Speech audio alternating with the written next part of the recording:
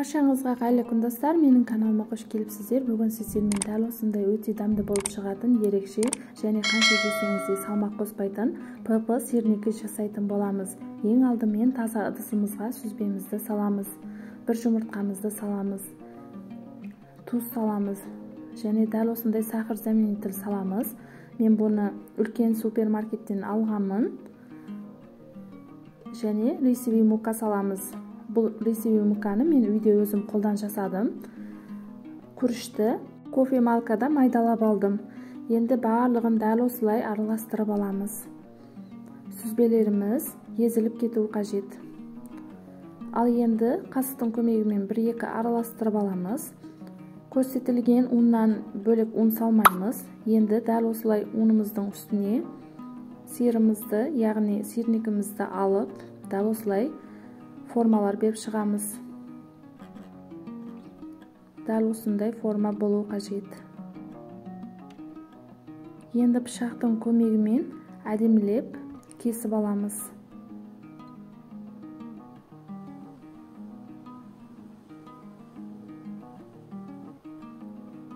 Ал енді кесіп алған сирниктерімізді әдемілеп формаға келтіріп аламыз.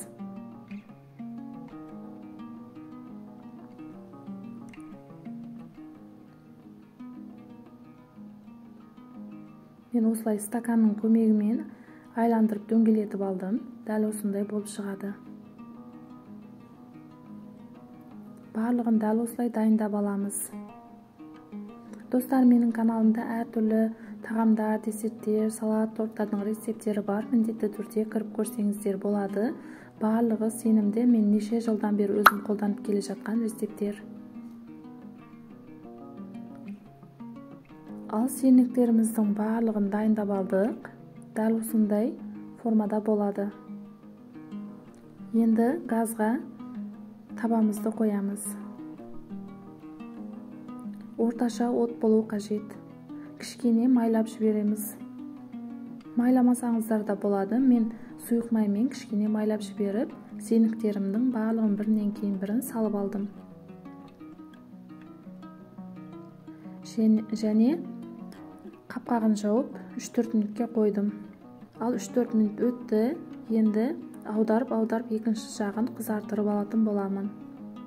Тағы қапқағын жауып қоямын. Біздің сирниктеріміз дайын болды. Көріп тұрғаныңыздай түстері дәл осындай болып, өте ерекше болып шығады. Және таңғы асқа осыны дайындап жесеңіздер болады. Артық салмақ қоспайтын өте дәмді рецепт. Сіздерге видео ұнаған болса, менің каналыма жазылып, лайк басып, комментария жаза кетіңіздер. Ал сіздерге сәттілік достар.